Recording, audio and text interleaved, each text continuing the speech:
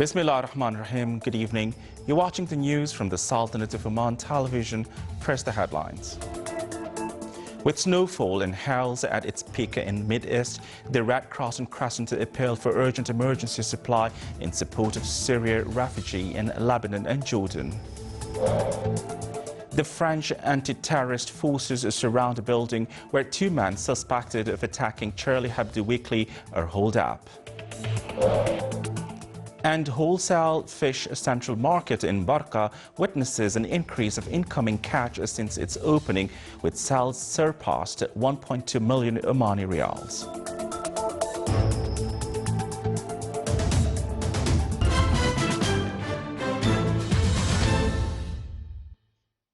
Those were the headlines, and now the news in detail. A storm buffeted the Middle East with blizzards, rain and strong winds, keeping people at home across the region and raising concerns for Syrian refugees facing freezing temperatures in flimsy shelters. Snowfall and gales in Lebanon's Bekaa Valley destroyed some refugee tents. Snow blocked roads in the valley, where more than 400,000 Syrian refugees are sheltering. A 35-year-old shepherd and an 8-year-old boy with him died in the storm in a mountainous area near Syria. The storm affected Lebanon, Syria, Jordan and the West Bank and the Gaza Strip. The International Federation of Red Cross and Red Crescent Societies made an emergency appeal in support of displaced people in Iraq, and the United Nations launched a winter crash assistance program to provide for 41,000 Syrian refugees children in the camps in Jordan. The Norwegian Refugee Council said the assistance was insufficient and said this could prove fatal for refugees. Snow also fell on Jordan's main Zaatari refugee camp, which houses over 70,000 Syrian refugees. Transport was widely disrupted. Damascus was carpeted with snow, as were large areas of Turkey. Winds and rain struck the Gaza Strip, where infrastructure and thousands of homes were destroyed in a 50-day war with Israel last summer. Gaza has electricity for 6 hours a day. A French Interior Ministry spokesman said French anti-terrorist forces surrounding a building where they believe two men suspected of attacking the Charlie Hebdo satirical weekly are holed up, want to start a dialogue and have not launched an assault. Today, police vans, armored cars and ambulances reached the town of Demarchen-Egoal, sat in marsh and woodland, and helicopters hovered overhead. The two suspected have been on run since they stormed the Paris offices of Charlie Hebdo Weekly newspaper on Wednesday, killing 10 journalists and two police officers in an attack that raised security fears across the world. Meanwhile, a second hostage-taking was reported at a Paris kosher supermarket. A police union source said one person was seriously wounded in the hostage-taking incident at the supermarket. It added there were unconfirmed local media reports that the man was the same as the one suspected of killing a policewoman in a southern suburb of Paris yesterday. Sri Lankan President Mahinda Rajapaksa lost his bid for a third term today, ending a decade of rule. Opposition candidate Maithripala Sirisena, a one-term ally of Rajapaksa who affected in November and derailed what the president thought would be an easy win, took 51.3% of the votes polled in yesterday's election. Rajapaksa got 47.6% according to the election department.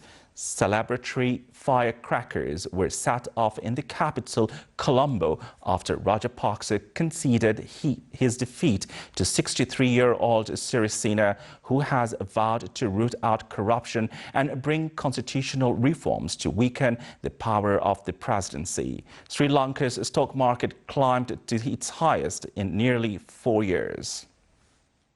7 militants were killed by a landmine explosion in the stronghold in Tira Valley in Khyber province, northwest of Pakistan. Security sources said that the militants who belong to Al-Islam Askar group were killed as their stronghold was destroyed. It is worth to notice that the northwest Pakistan is a stronghold of Taliban movement and the anti-government armed group. Still to come in our news bulletin. Farmers in Burkina Faso are using simple techniques to beat back the desert so that crops can thrive.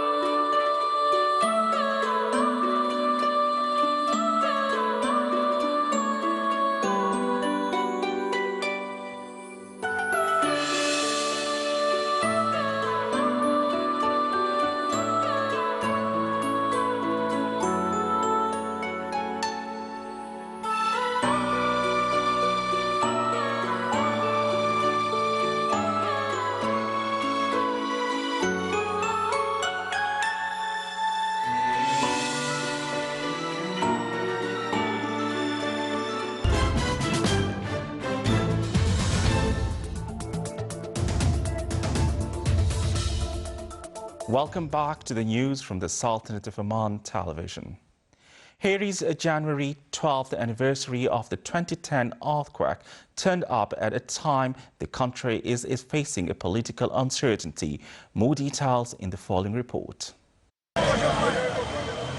Anti-government protests like this one have been a regular part of life in Port-au-Prince in recent months. Protesters have focused on Haiti's president, Michel Martelly. The former singer turned politician came to power in a troubled election a few months after the earthquake. But his term has been marked by tension with Parliament, with enmity that stretches back years. He was asked in 1997, hypothetically, if he would ever become president of Haiti, what would he do? He said, well, one of the first things I would do would be to close down the Parliament. Years of friction have finally come to a head. President Martelly and Parliament have been unable to agree on terms for new elections, and Parliament's mandate expires on January the 12th, which by chance is also the 5th anniversary of the earthquake. If this goes ahead, Martelly would get to rule by decree, something former State Department analyst Robert Maguire says worries many Haitians.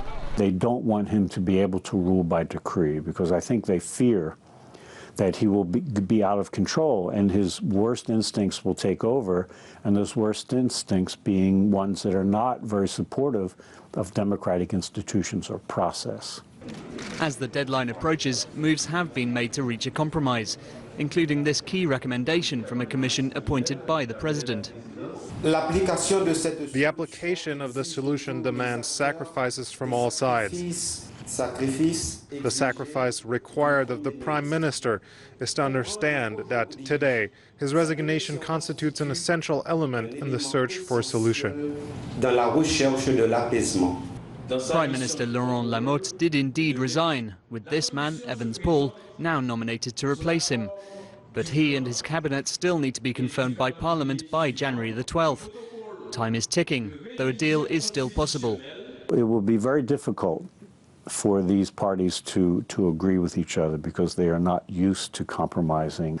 But if they can, and this is an 11th hour, so maybe they will, then I think this opens the road to the possibility of further democratic institution strengthening in Haiti in the future. 5 years on from the earthquake, Haiti's politics are much like its political buildings, still very much a work in progress. The wholesale fish central market in the Wilaya of Barca witnessed an increase of incoming catch since its opening until the current month to more than 1,650 tons, with sales surpassed 1.2 million Omani rials. The market achieved balance in offer and demand through the application of quality standards. The Ministry of Agriculture and Fisheries welcomed that the fish market would be a center for fish marketing locally and regionally. The market is one of the most important projects to develop fish marketing in the Sultanate, as it meets the needs of consumers at reasonable prices in transparent way. It is equipped with latest applied systems for the operation of wholesale market, in addition to electronic system for fish marketing and auction. Activities of the Camel Beautification Festival were launched in the Niaba of Hamra Ad-Duru at the Wilaya of Ibri, it came to stress on the significance of such events as a part of the Omani heritage. The festival included several rounds and witnessed huge attendance from camel breeders as well as those interested in such events from the governorate of Dhahira. It was accompanied by a heritage village that included handicrafts and traditional items as well as camel beautification items. The visitors of the festival expressed that such events are important to introduce the youth to the Omani heritage in addition to preserve it.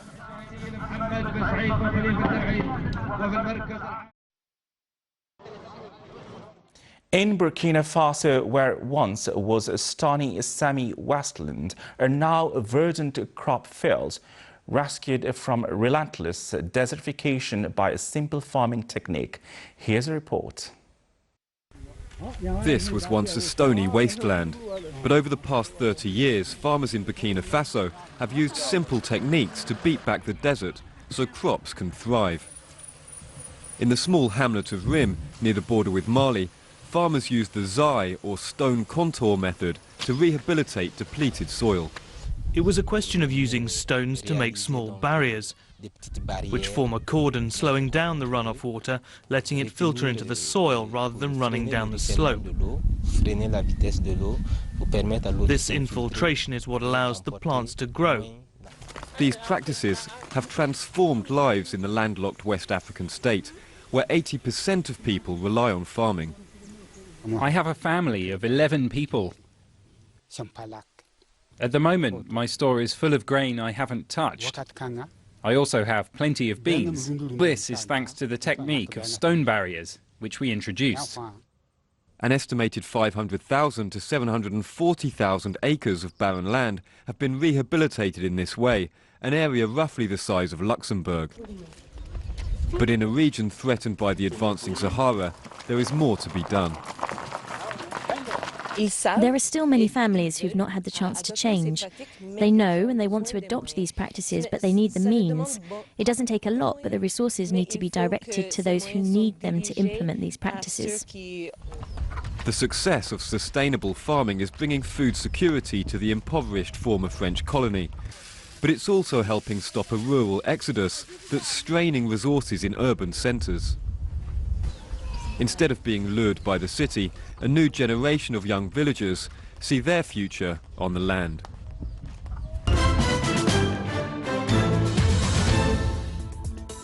Now for the general weather forecast. Clear skies will prevail over the Sultanate with chances of light dust in the governorates of Brahmi, Dhahira and parts of Al-Wusta, and chances of low clouds and fog late at night and early morning in the governorates of Brahmi, Dhahira, Wusta and Dhafar.